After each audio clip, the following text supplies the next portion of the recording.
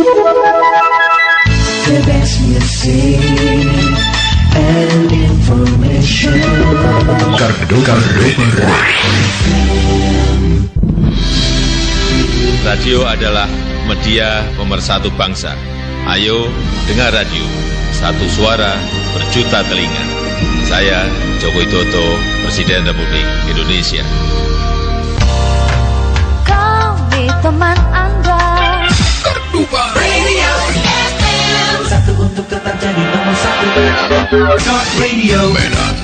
Jam 7 Teng, waktu Kardopa. Jangan kemana-mana dulu, pancang terus. Kardopa. Dari kawasan Iskandar Muda nomor 117A Medan. Selamat pagi pendengar Kardopa. Kita ketemu lagi di pagi hari ini untuk edisi hari Selasa di 10 Januari 2023. Sampai jam 8 nanti Berita Medan Kardopa hadir untuk menemani Anda, menghadirkan berita-berita lokal, berita nasional juga. Pastikan jangan kemana-mana. Stay tune terus di 99,4 FM atau juga live streaming kita di luar kota bahkan di luar negeri. Klik aja langsung www.kardopafm.co.id. Kita buka dulu kebersamaan kita di Berita Medan Kardopa pagi hari ini biar lebih semangat spesial untuk Anda. Kita balik lagi tentunya masih di Berita Medan Kardopa untuk pagi hari ini. Selamat pagi dulu untuk Anda yang baru bergabung bersama kita di 99,4 FM. Yang lagi di rumah mungkin lagi siap-siap untuk menuju tempat aktivitas, atau mungkin ada yang sudah di jalanan nih lagi OTW. Hati-hati aja di jalan. Mungkin masuknya pagi banget kayak KDC ya. Oke, tetap semangat apapun itu. Yang jelas kita punya informasi pagi hari ini terkait Dinas Pendidikan Sumatera Utara. Ini ternyata belum membayar gaji guru SMK hingga tanggal 9 Januari 2023. Sampai semalam ya, belum juga dibayar. Jadi Dinas Pendidikan Provinsi Sumatera Utara ini belum membayarkan gaji para guru SMK di Sumut sampai semalam tanggal 9 Januari. Ya, jadi sehingga membuat para guru SMK khususnya di Medan ini mengeluhkan persoalan pembayaran gaji ini. Jadi ini sering diungkapkan oleh beberapa para guru juga ya.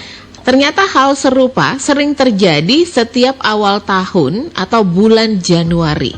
Seperti tahun lalu, sampai tanggal 10 juga belum dibayarkan. Selain Januari itu sudah normal tanggal 1 sampai 2, udah seperti biasa. Tapi ini kejadian memang setiap tahun, katanya setiap di awal tahun bulan Januari sampai tanggal 10 kadang belum dibayar.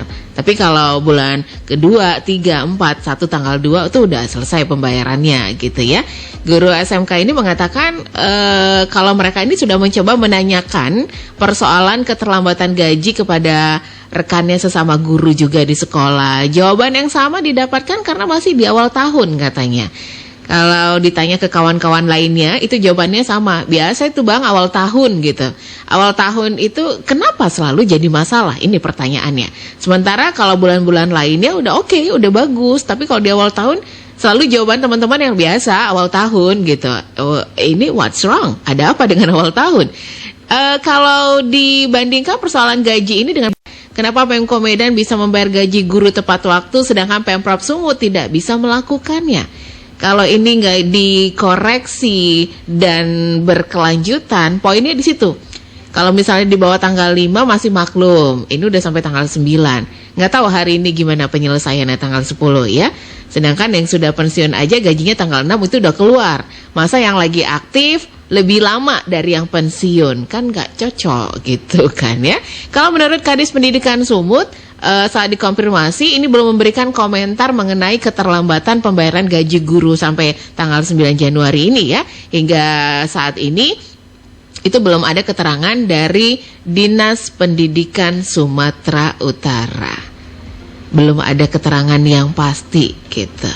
Oke, kita lanjut lagi nih pendengar Kardopa. Ini terkait ada beberapa anak-anak remaja. Sejumlah anak remaja ini diamankan, diduga kalau mereka ini adalah geng motor. Jadi ada tim Tawan Polrestabes Medan mengamankan sejumlah remaja yang diduga kawanan geng motor. Sepertinya mereka hendak tawuran di kota Medan. hari Senin dini hari ya. Jadi Kapolrestabes Medan ini mengatakan kalau tim Tawon ini dibentuk untuk melakukan patroli mengitari kota Medan, mencegah aksi kawanan geng motor, begal, serta aksi kejahatan lainnya di jalanan. Jadi tim Tawon Polrestabes Medan ini memang baru saja dibentuk ya. Ini untuk mengantisipasi aksi para komplotan geng motor.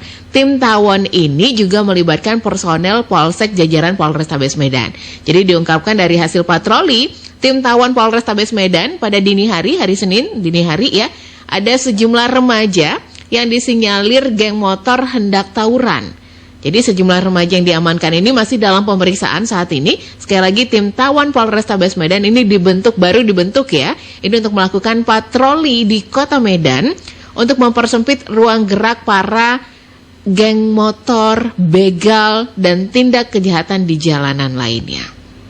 Ya, kita harapkan dengan terbentuknya tim Tawon ini bisa membuat masyarakat aman dan nyaman ya, yang sedang yang ada di jalanan, mungkin karena kerja pulangnya malam atau gimana ya kan, kita nggak tahu ya. Kita lanjut lagi nih pendengar Kardopa, masih di berita Medan Kardopa. Kalau kalian jalan di beberapa titik kota Medan, itu kalian pasti melihat tiang-tiang lampu jalan mirip pocong. Yang katanya itu nanti lampu-lampu gitu ya. Nah ini kalau menurut pantauan ada beberapa lampu jalan ikonik Medan yang mirip pocong itu ya, di Jalan Juanda, Kecamatan Medan Polonia. Ternyata setelah dipantau itu sudah ada yang berkaratan. Jadi berdasarkan pantauan di sepanjang Jalan Juanda ya, terlihat sejumlah besi lampu jalan ikonik ini sudah pada berkarat. Padahal lampu jalan ikonik Medan yang menghabiskan anggaran senilai miliaran rupiah itu belum lagi digunakan sebagaimana mestinya, belum ada digunakan sebenarnya, tapi udah pada berkaratan gitu ya. Kalau menurut salah seorang warga setempat mengatakan kalau lampu jalan itu sudah berkarat dari pekan lalu sih ya. Tapi sampai sekarang itu belum ada dibetulin. Belum berfungsi juga gitu. Udah pada kayak karatan. Gak enak banget dilihat ya. Kalau menurut pantauan sih besi lampu mirip pocong yang berkarat itu akibat setiap harinya itu terkena hujan, terkena panas matahari gitu. Tapi kalau dirawat dan menggunakan bahan yang bagus, mungkin saja tidak akan berkarat. Banyak kok contohnya. Ini belum apa-apa, belum digunakan, belum ada peresmian, belum apa, malah sudah berkaratan ya. Emang kita ketahui nih kalau pemerintah Kota Medan membangun 1.700 lebih lampu jalan yang akan terpasang di 8 ruas jalan. Itu ada di Jalan Gatot Subroto, Jalan Sudirman, Jalan Tengku Imam Bonjol, Jalan Putri Hijau, Jalan Brigjen Katamso, Jalan Insinyur Haji Juanda, dan ada di Jalan Suprapto. Itu dengan total anggaran sebesar 25,7 miliar rupiah. Namun dikarenakan pengerjaan tidak sesuai target, pemborong lampu jalan tersebut dikenakan denda oleh Pemko Medan. Tapi sayang kan kalau sampai terbengkalai gitu, ini harus segera dicek and recheck, kalau bisa segera diperbaiki supaya nggak mau banjir, sayang gitu ngelihatnya udah dipasang tapi tidak ada perawatan, akhirnya ya itu belum ada digunakan ya kan, udah pada berkaratan, nggak enak dipandang mata ya.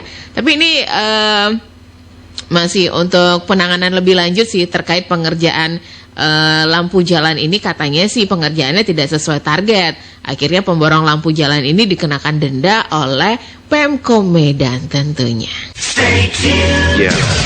Kardopa Radio FM. Satu untuk tetap jadi nomor satu. Talk Radio Medan. Kita balik lagi 7 pagi sekarang lebih dari 20 menit. Masih terus barengan sama Desi di Berita Medan Kardopa untuk pagi hari ini ya. Kita punya informasi selanjutnya, ada serah terima jabatan sejumlah Kapolres. Dan nih Kapolda Sumut mengucapkan terima kasih atas dedikasi dan loyalitasnya. Jadi Polda Sumatera Utara melaksanakan pelantikan serah terima jabatan PJU dan sejumlah Kapolres. Itu hari Senin semalam di 9 Januari 2023. Pelaksanaan serah terima jabatan ini dipimpin langsung Kapolda Sumut Irjen Pol RJ Panca Putra Simanjuntak ya. Dalam sambutannya, Pak Panca mengucapkan terima kasih nih kepada para Kapolres karena telah memberikan dedikasi dan juga loyalitas dalam mengemban tugas di daerah masing-masing. Jadi kepada para Kapolres yang baru dilantik, ini agar secepatnya menyesuaikan diri dengan masyarakat agar situasi Kamtibmas di daerah itu tetap terjaga kondusif. Ini ada pun sejumlah Kapolres yang diserah terimakan, yakni ada Kapolres Labuhan Batu, AKBP Ahnar Rangkuti, itu dimutasi sebagai Kapolres Blitar, dan penggantinya AKBP James H. Hutajulu Kasubdit 3, Ditreskrimsus Polda Sumut.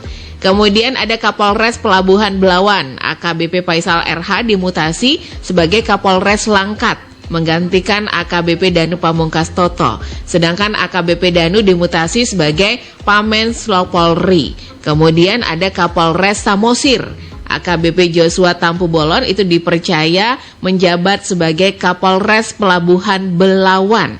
Sementara untuk jabatan Kapolres Samosir diisi oleh AKBP Yogi Hardiman dari Bareskrim Polri. Jadi ini ada sejumlah serah terima jabatan sejumlah Kapolres ya. Ada pergantian ya, ada yang dimutasi juga gitu. Selamat bertugas untuk yang baru saja dilantik, semoga bisa memberikan yang terbaik untuk masyarakat. Dan seperti pesan Pak Kapolres, situasi Kamtibmas di daerah tetap terjaga kondusif tentunya. Kita lanjut terkait dana korupsi. Korupsi ratusan juta, ini mantan Kades Seidadap divonis 4 tahun penjara. Majelis Hakim yang diketuai Sarma Siregar ini menjatuhkan hukuman 4 tahun penjara terhadap mantan Kepala Desa Seidadap 12 Kecamatan Seidadap Kabupaten Asahan yang terbukti korupsi sekitar 352 juta rupiah. Jadi menurut Hakim, terdakwa tidak mampu mempertanggungjawabkan penggunaan APBD-Des dan mengakibatkan kerugian keuangan negara sebesar 352 juta rupiah. Ya, jadi menjatuhkan terdakwa dengan hukuman penjara selama 4 tahun dan denda 200 juta itu dengan subsidiar 3 bulan kurungan. Kalau menurut Hakim, ya udah pasti perbuatan terdakwa ini terbukti melanggar pasal 2 ayat 1 JO pasal 18 Undang-Undang nomor 31 tahun 1999. Itu diubah dengan Undang-Undang nomor 20 tahun 2001 ya, tentang pemberantasan tindak pidana korupsi. Terdakwa juga dijatuhi hukuman tambahan berupa uang pengganti kerugian negara sebesar 352 juta dengan subsidiar 6 bulan penjara. Sementara ini dalam pertimbangan Hakim ya, hal yang memberatkan perbuatan terdakwa ini tidak sejalan dengan program pemerintah dalam pemberantasan tindak pidana korupsi. Dan beliau juga sempat buron selama 2 tahun, itu yang memberatkan. Yang meringankan, terdakwa belum pernah dihukum. Dan terdakwa menyesali perbuatannya dan berjanji tidak mengulangi perbuatannya serta sopan. Ya, balik lagi sopan ya. Serta sopan selama persidangan. Vonis Hakim lebih ringan sih sebenarnya dari tuntutan jaksa penuntut umum yang sebelumnya meminta agar hakim menjatuhkan terdakwa dengan pidana penjara selama 5 tahun. Jadi turun 1 tahun jadi 4 tahun ya. Ini sudah diketok palu. Korupsi ratusan juta mantan Kades Seidadap itu divonis 4 tahun penjara. Menurut kalian cukupkah itu 4 tahun? 352 juta lebih lah ya. Kalau dihitung-hitung 352 juta lebih lah setidaknya gitu. 4 tahun. Kenapa korupsi singkat-singkat ya? Yang lebih dari itu 5 tahun, 6 tahun ada. Baiklah. Kita lanjut lagi nih pendengar Kardopa. Masih terus barengan sama Desi tentunya di informasi Berita Medan Kardopa. Ini terkait cuaca Kota Medan. BBMKG menginformasikan kalau Kota Medan ini sudah melewati puncak musim penghujan ya. Balai Besar Meteorologi, Klimatologi, dan Geofisika BBMKG Wilayah 1 Medan ini menyebutkan kalau Sumatera Utara, khususnya Kota Medan, telah melewati puncak musim hujan awal tahun ini. Jadi wilayah Sumatera Utara ini sudah melewati puncak hujan yaitu November hingga awal Desember 2022. Perakiraan BBMKG Wilayah 1 Medan ini menyatakan kalau memang Kota Medan saat ini sudah melewati puncak musim penghujan. Curah hujan di Sumatera Utara terjadi di Januari 2023 ini lebih rendah dibandingkan Desember ya, dengan intensitas yang bervariasi itu. Kalau Desember kadang ringan, kadang sedang, kadang lebat. Nah, namun kondisi cuaca di provinsi yang terletak di bagian utara Sumatera ini masih bersifat sangat dinamis akibat potensi berbagai gangguan di wilayah Pulau Sumatera. Sehingga hal ini mengakibatkan kondisi cuaca di Sumatera Utara cukup labil yang kadang dapat berubah sewaktu-waktu. Cuaca di Sumut aja labil, gimana orang-orangnya di Sumut ya? Pada labil nggak sih? Jadi saat ini dinamika atmosfer itu masih adanya belokan angin dan konvergensi menimbulkan uap air yang cukup untuk hujan dengan potensi curah hujan ringan hingga sedang. Ya, ini pihaknya juga memperkirakan dalam 3 hari ke depan cuaca secara umum berawan dan masih berpeluang terjadi hujan di wilayah Sumatera Utara. Potensi rawan banjir kategori diperkirakan sebagian tuh Labuhan Batu Selatan, Labuhan Batu Utara, Langkat, Mandailing Natal, Padang Lawas Utara, dan Tapanuli Selatan. Ini potensi rawan banjir ya. Selain itu, perakiraan daerah berpotensi rawan banjir di Januari 2023 di Sumatera Utara secara umum berada pada kategori rendah hingga menengah. Jadi diingatkan oleh BBMKG Wilayah 1 Medan mengharapkan peringatan dini ini terus diikuti oleh para kepala daerah dengan melakukan koordinasi melalui BPBD setempat tentunya. Kita berharap di Januari 2023 ini masalah cuaca juga bersahabatlah dengan kita ya. Kita tidak ingin ada kejadian-kejadian yang kayak kemarin banjir, gempa, longsor ya. Jangan ada lagi di tahun ini kalau bisa. Sama-sama kita berusaha dan berdoa tentunya. Jadi sebagai masyarakat supaya tidak banjir, tidak longsor. Nah, cek and recheck nih. Jangan buang sampah sembarangan. Pohon-pohon juga jangan ditebangi gitu ya, itu rawan longsor jadinya ya. Kita masih akan lanjut lagi informasi kita pagi hari ini. Jangan kemana-mana, tetap stay tune di Berita Medan Kardopa sampai jam 8 nanti. Stay tuned. Kardopa Radio FM. Satu untuk tetap jadi nomor 1. Talk Radio Medan. Baik pendengar Kardopa, selamat pagi kembali untuk yang baru bergabung bersama kita. Tahukah Anda kalau barang elektronik yang Anda miliki ini bisa digunakan untuk menambahkan modal usaha loh. Kita tahu kan kalau barang elektronik secara fungsi ini dapat dimaksimalkan sebagai sarana untuk mendapatkan penghasilan tambahan, misalkan untuk fotografi nih. Jadi buat pendengar Kardopa nih yang membutuhkan dana cepat dan gak pakai ribet, nah Pegadaian hadir untuk membantu Anda nih sahabat. Cukup dengan menjaminkan barang elektronik seperti laptop, handphone, televisi, dan barang elektronik lainnya. Anda bisa mendapatkan dana hingga 90% dari nilai taksiran barang. Gak perlu khawatir barang Anda akan hilang karena Pegadaian menjamin keamanan barang Anda dan diasuransikan. Pembayarannya juga fleksibel, dapat dicicil dan dilunasi sewaktu-waktu. Jadi don't worry, gak perlu khawatir barang Anda akan hilang nih pendengar Kardopa. Pegadaian menjamin keamanan barang Anda dan diasuransikan. Gadai elektronik jadi pilihan tepat untuk mendapatkan dana dengan memanfaatkan barang elektronik yang Anda miliki tanpa harus kehilangan hak kepemilikan. Jadi Anda bisa menggadaikan barang elektronik yang Anda miliki tanpa harus kehilangan hak kepemilikan. Jadi yuk sahabat, kunjungi outlet Pegadaian terdekat. Pegadaian gadai elektronik cepat, nggak pakai ribet. Stay tuned. Kardopa Radio FM. Satu untuk tetap jadi nomor 1. Talk Radio Medan. Kita kembali lagi masih terus di Berita Medan Kardopa. Untuk yang butuh waktu sekarang sudah 7 pagi lebih dari 37 menit. Kita lanjut lagi Berita Medan Kardopa hari ini. Aku punya informasi nih, ada terkait Wali Kota Medan mendapatkan anugerah kebudayaan PWI 2023. Selamat Pak Bobi ya. Wali Kota Medan Sumatera Utara Bobi Nasution mendapatkan anugerah kebudayaan Persatuan Wartawan Indonesia PWI 2023 setelah salah satu programnya di bidang sandang itu dipresentasikan di kantor PWI Jakarta. Jadi sejak pandemi COVID-19 perekonomian menurun. Jadi ini putar otak lah, berpikir gimana nih membangkitkan kembali perekonomian. Nih menurut Pak Bobi ya. Jadi di hadapan tim Dewan Juri yang terdiri atas Nino Leksono, Nungki Kusumastuti, Agus Dermawan, Atal S. Depari dan Yusuf Susilo Hartono, Pak Bobi ini salah satunya yang dipaparkan itu adalah kebijakan pakaian adat menurut para juri ya. Sebab melalui kebijakan itu maka terjadi geliat bagi pelaku usaha mikro kecil dan menengah, khususnya lokal, terutama para pengrajin pakaian adat. Jadi melalui penetapan kewajiban pejabat dan aparatur sipil negara ASN di lingkungan Pemkot Medan mengenakan pakaian adat atas 12 etnis di Kota Medan pada setiap hari Jumat ya.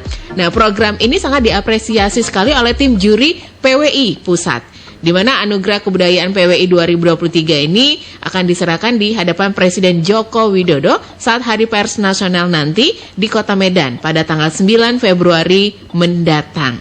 Jadi terbukti program ini berhasil membangkitkan geliat perekonomian di Medan, UMKM bangkit dan perajin bangkit tuh ya menurut Pak Bobi. Dengan mengenakan pakaian adat Batak Toba tuh, beliau mendapatkan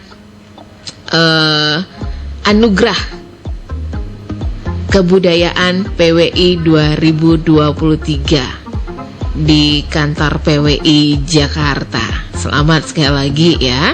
Kalau kita ngomongin ini kolaborasi dengan PWI Sumut maupun PWI Pusat ya, ini tidak lepas dari upaya membantu Pemkot Medan menyampaikan setiap program yang diusung tentunya. Kita masih lanjut lagi informasi kita pendengar Kardopa, ini terkait drainase Kota Medan. Diharapkan sih kalau pekerjaan drainase di Kota Medan ini tidak merugikan masyarakat warga setempat. Terkadang memang sangat merugikan pengerjaan drainase ini ya.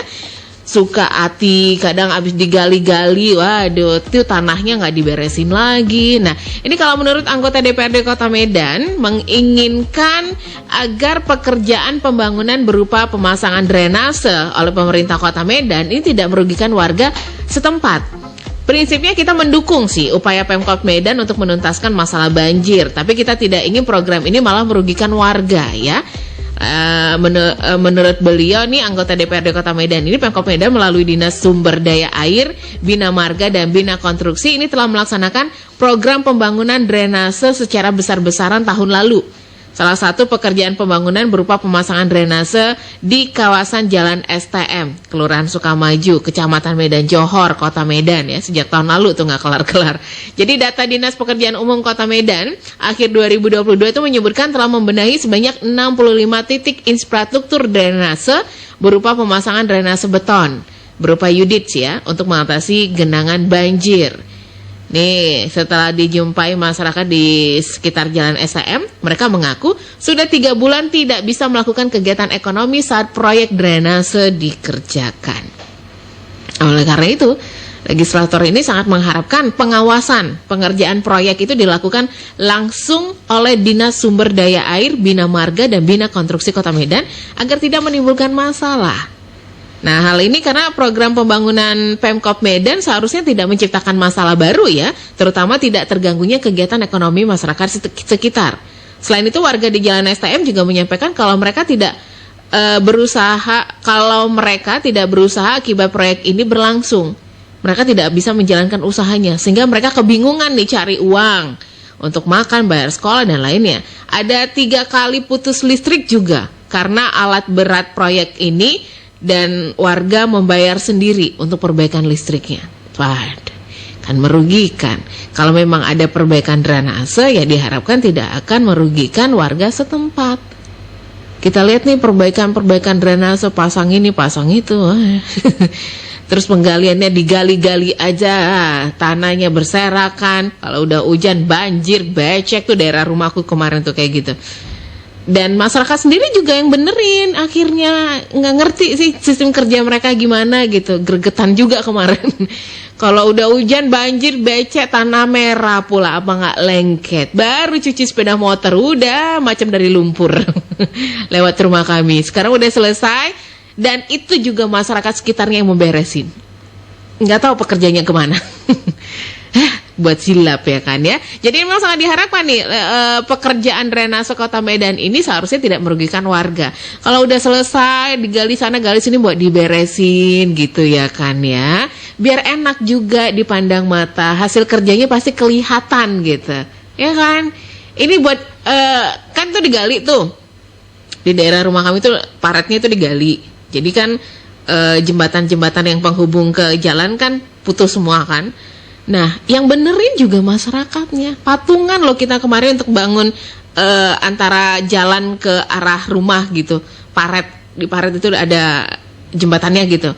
Kita yang benerin diri, kita yang bangun sendiri. Patungan, dikutipin. Bersilap ya kan ya. Ya, ini harus diperhatikan juga nih oleh Pemkot Medan. Kalau memang mau membuat pekerjaan-pekerjaan atau drainase atau apalah sejenisnya, diharapkan tidak merugikan warga sekitar. Kembali lagi pendengar Kardopa, Desi punya informasi menyambut usianya yang ke-28 tahun. Indosiar kembali menghadirkan puncak perayaan luar biasa selama 2 hari berturut-turut. Diawali dengan konser Indosiar Best di hari Selasa tanggal 10 Januari 2023, live pukul 18.30 WIB hari ini ya. Saksikan kolaborasi The Living Legend Iwan Fals bersama penyanyi cilik viral Parel Prayoga. Kemudian ada penampilan Ari Lasso, Ayu Ting Ting, Dewi Persik, Via Valen dan Chef Rayolandi, Triswaka, Thalia Putri Onsu, Bilkis, Romi dan Uri Rafael, Rapi Ahmad dan Nagita Slavina, Marcel Widianto, Kiki Saputri, serta sejumlah bintang diva Indosiar dari Dangdut Academy, Liga Dangdut Indonesia, Pop Academy yang tergabung dalam 28 The Diva. Perayaan berlanjut di konser raya 28 tahun Indosiar luar biasa hari Rabu tanggal 11 Januari 2023, live pukul 18.30. Menampilkan Roma Irama nantinya tampil berbeda dengan suguhan ala K-pop bersama Soneta Group. Aksi memukau dari Agnes Mo, sederet pengisi acara lainnya siap menambah semarak puncak perayaan seperti ada Rosa, King Nasar, Betran Putra Onsu, Asila Maisa, Aisyah Kim, Unity, Kristi, The Scarlet Triana, Abdel Jarwo Kuat, GD11, ada KS Mega Series Panggilan, 28 Pantura Angels, serta penampilan spesial penyanyi pria Indosiar yang tergabung dalam 28 The Divo. 8 host idola Indonesia, ada Raffi Ahmad, Ramji, Gilang Dirga, Irfan Hakim, Ruben Onsu, Jirayut, Lady Rara, dan Rina Nose siap memandu puncak perayaan HUT ke-28 Indosiar. Saksikan konser Indosiar Best dan konser raya 28 tahun Indosiar tanggal 10 dan 11 Januari 2023 pukul 18.30 WIB hanya di Indosiar. Kita lanjut lagi masih di berita Medan Kardopa untuk pagi hari ini.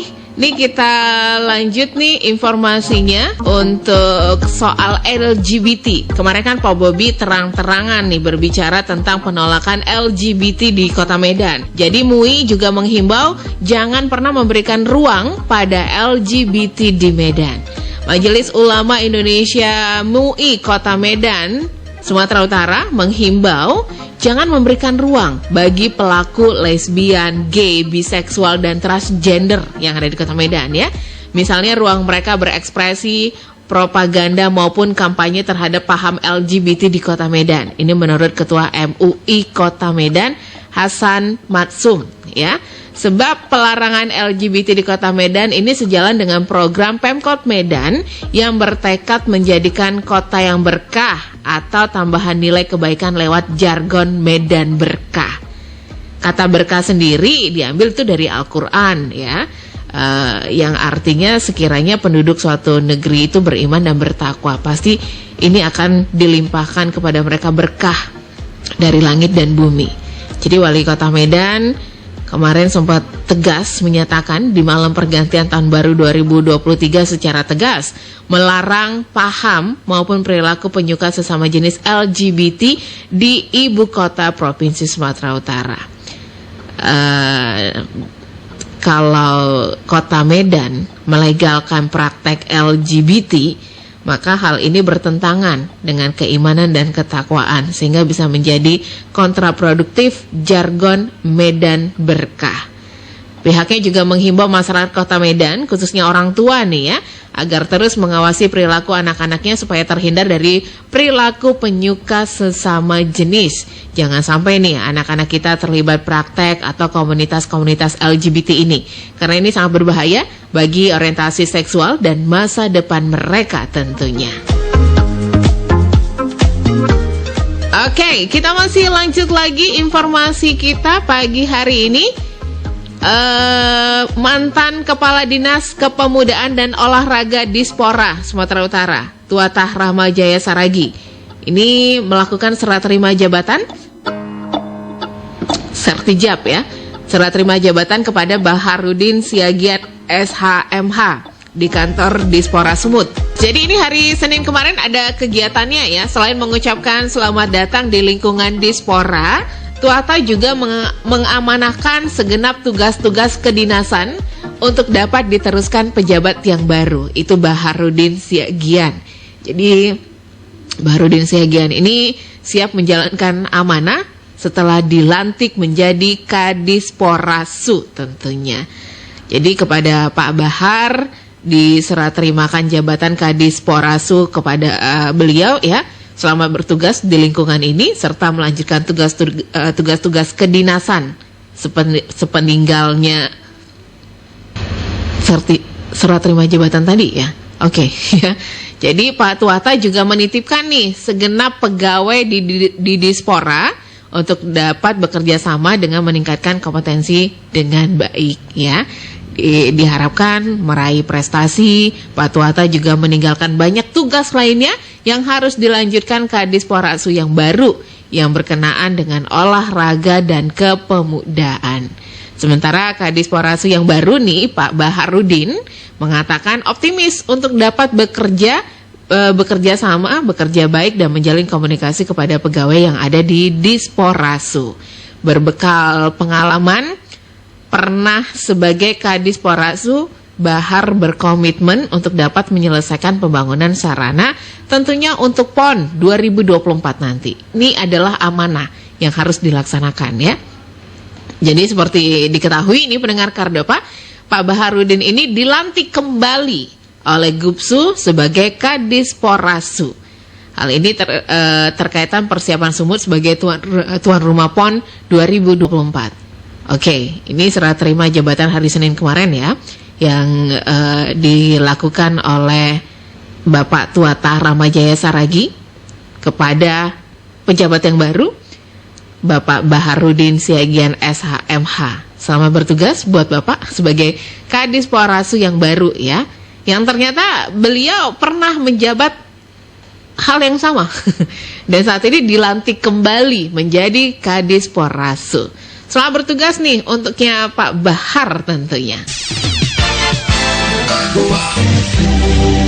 Balik lagi pendengar Kardopa, masih terus berangkat sama Desi sampai jam 8 ya. 7 pagi sekarang lebih dari 56 menit. Gak kerasa waktu kita udah mau habis. Tapi sebelumnya Desi mau ingetin nih, tetap jaga kesehatan, jangan sampai kecapean, kurang tidur, stres. Apalagi stres ya, itu bisa menurunkan daya tahan tubuh, bisa masuk angin juga dengan gejala seperti batuk, meriang, pusing, mual, dan juga kembung.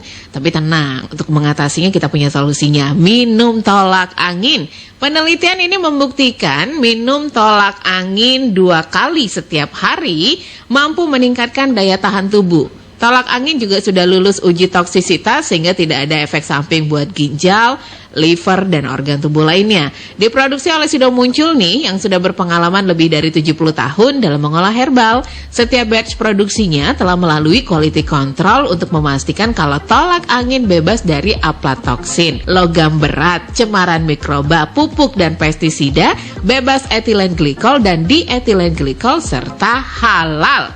Selain tolak angin yang kuning, ada berbagai macam varian tolak angin nih. Ada tolak angin sugar free, tolak angin flu, tolak angin anak, permen tolak angin care minyak angin aromaterapi, dan juga ada balsam tolak angin. Jadi pendengar Kardopa harus ingat, jangan lupa ya, kalau masuk angin, orang pintar minum tolak angin. Sudah hampir jam 8, kita harus tutup dulu kebersamaan kita pagi hari ini untuk berita Medan Kardopa. Jangan kemana-mana, pastikan stay tune terus di 99,4 FM Radio Kardopa, berani tampil beda. Atau juga live streaming kita, jangan lupa. Luar kota, luar negeri, tinggal klik aja www.kardopafm.co.id. Saya Desi pamit, selamat pagi, tetap semangat, dan sampai jumpa. The best music and information. Kardopa.